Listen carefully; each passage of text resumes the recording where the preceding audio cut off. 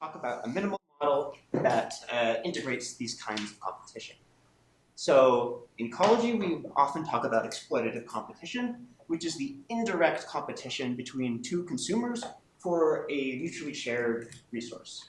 And this is a basic building block in theoretical ecology.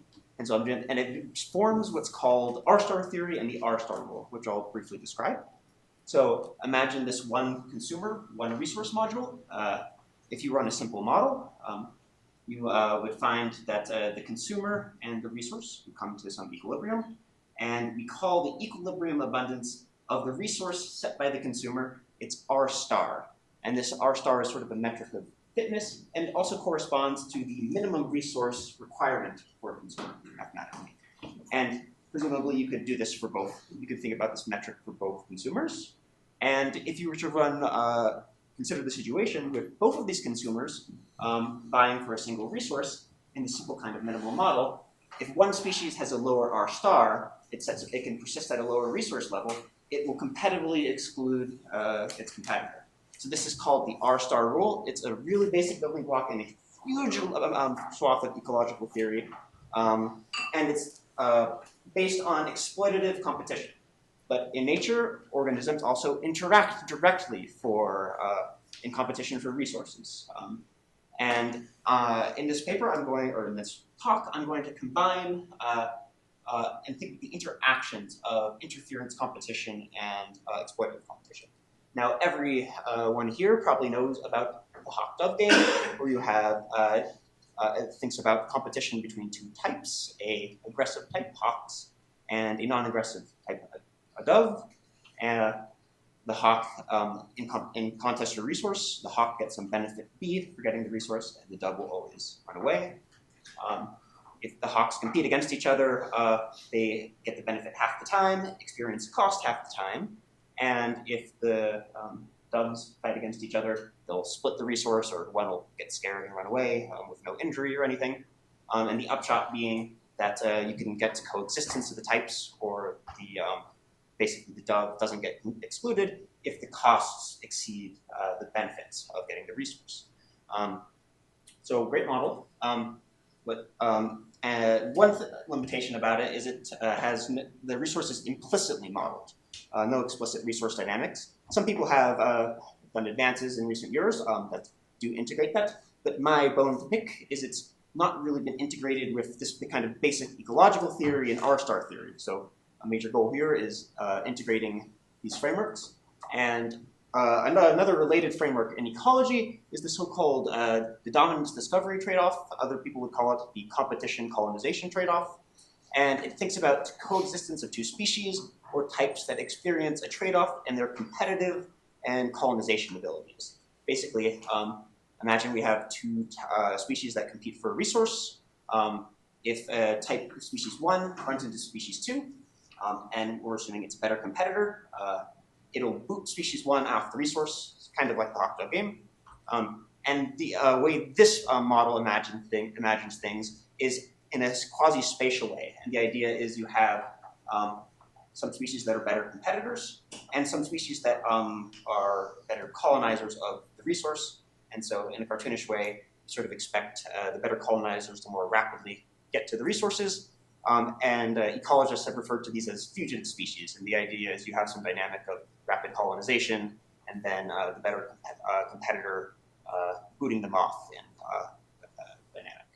Okay, so in this talk, I'm going to think about, I'm going to ask how does interference competition affect resource use and requirements for consumers? So it's integrating interference competition into R-star theory. And how does interference competition change our conclusions about resource density, R-star, coexistence, and competitive exclusion? Okay, so let's go through sort of a pictorial version of the model. So we're considering some kind of community that has resources, and I'm going to represent them as patches here. We have empty patches. We have consumer individuals that are searching for resources, resource-rich patches, occupied patches with resources that are being utilized, and contested patches for two consumers vying for a resource. And I'm just going to go through the model dynamics because all of these will come up. So empty patches will renew at some rate. A searching consumer runs into resources at some search rate A, begins to utilize them. Consumers utilize resources at some handling time, and reproduction is assumed to be proportional to how many resources you utilize. And finally, consumers that run into other consumers begin to contest, and individual consumers within those contests have some giving up rates, where they'll run away from the patch, and the other will begin handling the resource. Okay, simple enough. And so we're going to apply sort of the logic of a Hawk-Dove framework on top of this model, where you might consider type 1, that might be more hawkish with a lower beta, a slower giving up rate, and a more dovish type that gives up more quickly. And just as a summary, so we have a sort of expanded model with resource competition with interference. And just as a sanity check, if you were to sort of blow up beta to infinity with two types, all the interference would collapse, and you mathematically get the R star rule once again. So just a sanity check. And I just want to note that there are a few papers past that have used similar consumer resource-like frameworks with a Hawk-Dove-ish idea in mind. So I want to give credit to them. And so, okay, now we're going to begin recasting this model sort of within R star theory. So how does interference competition affect resource use and requirements? And so let's go back to thinking about a single consumer. What does adding this interference change? So there's sort of a tale of two R stars. So I talked about the R star in classic R star theory. And it turns out that interference changes the equilibrium resource density in a meaningful way. So this plot here shows the giving up rate of a consumer on the x-axis and the equilibrium resource density set by that consumer. And the red line here is the R star that you would get from traditional R star theory or from exploitative competition. And this R star, what I call R star I, interference R star, is what you get when you add interference in this sort of dynamic of contests. And the key implication of this is that the equilibrium resource density set by a consumer is no longer equal to its minimum resource requirements. And that, it turns out, will have some important implications for coexistence. A second aspect that's potentially important for when we are considering interference competition is intertype interference. And just going back here at the moment, this is when we were considering a single consumer, and so this is all intratype interference, and that creates negative density dependence, and that's why we get this result. Should mention that quickly. But when we have intertype interference, once again, when we only have exploitative competition, no interference, the ambient resource level always has to be greater than R star, or it has to be greater than a consumer's R star for it to be able to persist.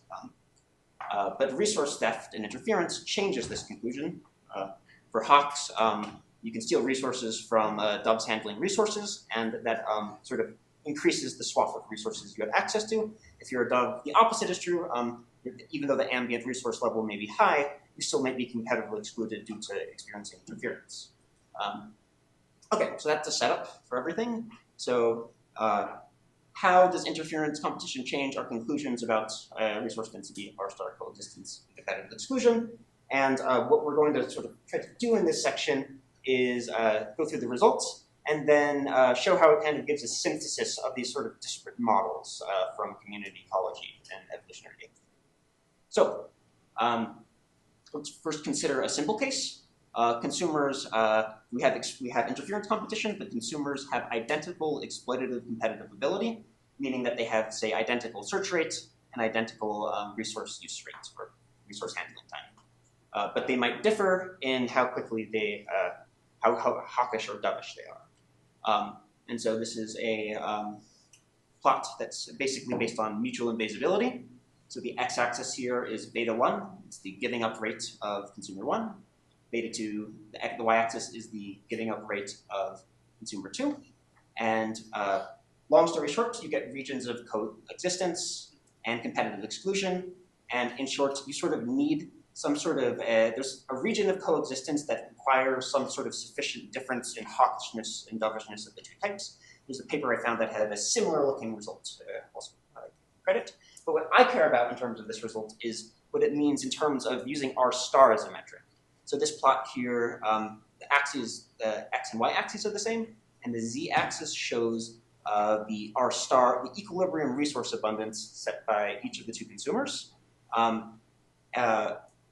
Just like we can just focus on the upper triangle part here because the plots are symmetrical. But the key implication of this plot is you see these regions of coexistence correspond to the regions of greatest difference in R star. So sort of contrary to like classic ecological theory, you actually get more coexistence when species differ the most in the equilibrium resource they set, rather than that being a factor that's preventing coexistence. Case two, what about if species differ in their exploitative competitive ability? So they might differ in our example here, in either search rate or handling time, tau. So this is the plot from before, just as a comparison. Here's a plot where the two consumers differ in search rate. Basically, there's a slight shift in how coexistence looks, and the region of competitive exclusion, but at least for this particular value, it's sort of just a perturbation from it. And then I should note this is a non-trivial difference in fitness between the two types. So interference competition is quite important, even in the context of our differences in exploitative competitive ability. But interestingly, in this plot here, the consumers differ in exploitative competitive ability by the exact same amount, but they differ in handling time instead of search rate, and you get a very, very different result where instead of where you have a largely diminished region of coexistence, and this has to do with how differences like handling time is interacting with interference competition. Like if you handle your resource quickly, you're less likely to get interfered with, for example. And as a sort of extreme example, we have a case now where here consumer one is a much stronger exploitative competitor, but it's a stronger exploitative competitor because it has a higher search rate, whereas consumer two has a slightly larger or modestly shorter handling time, but consumer species two always excludes consumer one. So in short, with these two results, the point is that the classic conclusions of R-star theory really don't hold. The equilibrium resource density set by consumer doesn't tell you anything about who will win. And also, the exploitative R-star also doesn't tell you anything necessarily. They're part of the story, but they don't tell you anything. So you can do some analytical work, and that's kind of non-trivial, but you can get in a coexistence condition for two consumers. And you can partition it into two key parts, one relating to the relative exploitative competitive ability of the two types, and then two terms that sort of characterize the impact of interference on invasion of the type. And so basically, if these inequalities are fulfilled, you get mutual invasibility, and in this model, at least, that corresponds to coexistence. And so this sort of goes in this inequality allows us to look at the relative impact of exploitative interference competition in particular results and outcomes. So imagine we're considering competitive exclusion. One consumer might be predominantly excluded because it's a inferior exploitative competitor. And behind the scenes, there's a way that you can sort of quantify the relative importance of each of these terms. And that's what I'm talking about here. Or it could be that the more dovish type is predominantly excluded because of the impacts of interference. Conversely, the more hawkish type might be excluded predominantly through interference effects. So we have three different distinct mechanisms by which one of the two consumers gets competitively excluded. But also, we have two distinctive mechanisms by which coexistence can happen.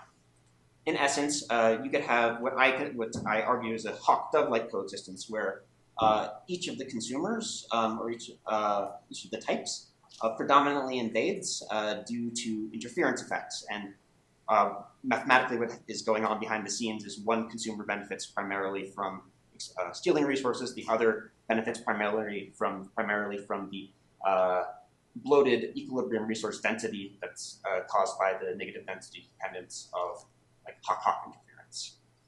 Alternatively, you can have a situation where, say, the more hawkish type invades predominantly due to interference effects due to stealing resources, but the more dovish, sorry, this should say dovish type. The more dovish type invades predominantly because it's a superior exploitative competitor, and especially if you look at the limiting cases, the math of it almost precisely goes to the classic competition colonization or dominance discovery trade-off models.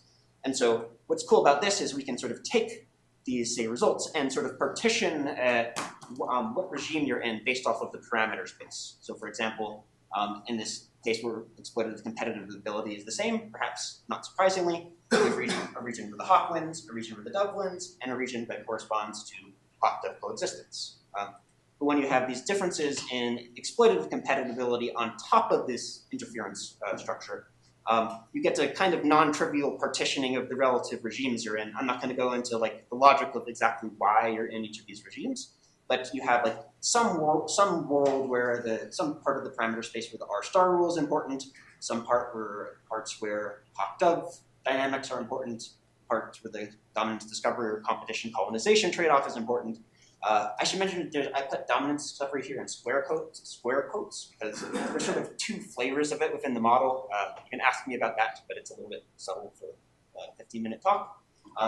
And in this sort of third example, I'll just note that in this plot, I'll remind you, consumers differ in search rate, and in this plot, consumers differ in handling time or handling rate. And the regime that you're in and the way things look are quite different depending on which trait you differ in terms of exploitability. So in conclusion, R-star theory, important building block of ecology, still an important part of the puzzle, but doesn't account for the full swath of these key parts of competition. And interference competition can qualitatively change some of our conclusions and about, for example, how resource density corresponds to competitive outcomes. And so my main goal for this right here was a synthesis of ideas from evolutionary game theory and community ecology, trying to get these different ideas that are talked about, I think, in the same framework, often within the same kind of tractable model. And the point we're going from here is we're sort of slapping on some adaptive dynamic types model, and there's some interesting questions in the eco-evil sphere that you can thinking about the evolution of traits. And so that's where we're hoping to go from here. But hopefully that was clear. But anyway, thank you for listening. Thanks to the lab, funding, and thanks so much for having me here. It's been very fun.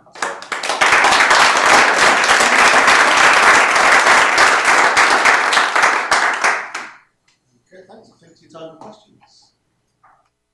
Yeah, nice stuff. I'm interested, did you recover the basic logic of the Wolf game? So, where you got coexistence, do you have? Is there a way I can use the chalkboard? Do you have C greater than B? Get to C and B. Yeah, so yes and no. Like it's sort of framed in different ways. Just use the chalkboard. Yeah. The camera will follow. Okay, fantastic. So like in the classic hawk-dove game, you have like some sort of abstractly defined cost, right? Yeah. And an abstract benefit B. And you get an analogous term in this model where you sort of have like, we have our two R stars. We have like we have the interference related R star and the exploitative related R star times a constant, or this basically has to be less than another value. Like this over here, greater than 1. And so in the model, I will argue the cost term. Coexistence. This is to get coexistence. Yeah, to get coexistence. And in this model, I would argue that the cost term is captured somewhere in this ratio. And so this ratio is basically the increase in resource density due to the negative density dependence of the hawks. and that's very similar to the costs. The benefit term I think is a little bit less obvious from it.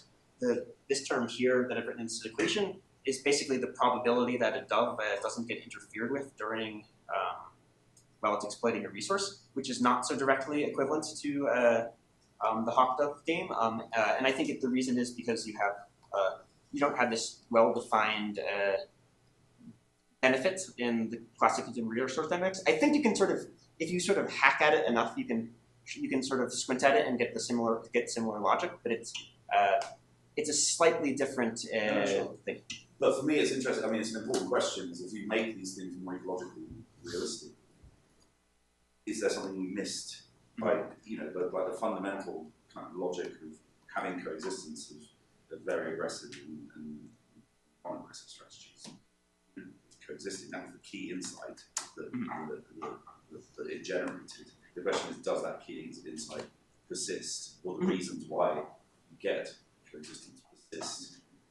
Roughly. Yeah, to me, the key insight to me in the hawk-dove is more that the negative frequency dependence of that the hawk experiences, and I think that's the key aspect that we're getting in terms of the resource, in terms of whether the other aspects of the model correspond. I think it's a little. But in evolutionary biology, behavioral ecology, when it was introduced, it was really important because people intuitively expected domination by aggressive types.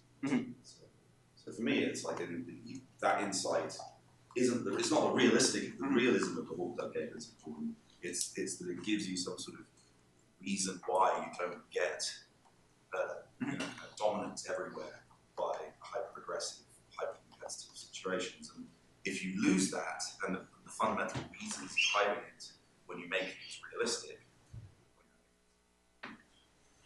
insight that we might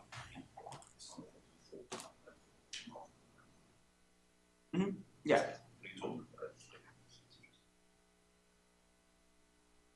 More a comment than a question. A community ecologist would approach this question of coexistence by saying, how do they split the niches between them? What are the multiple niche axes that you're utilizing in a different way that would allow them to coexist? And so I'm suspecting that one type's increased ability in handling time, the other in search time, probably would translate to different axes. And you could probably portray your results in terms of niches and coexistence as used in community ecology. Yeah, I think so. Yeah, and there's sort of different methods different ecologists use about this kind of presentation.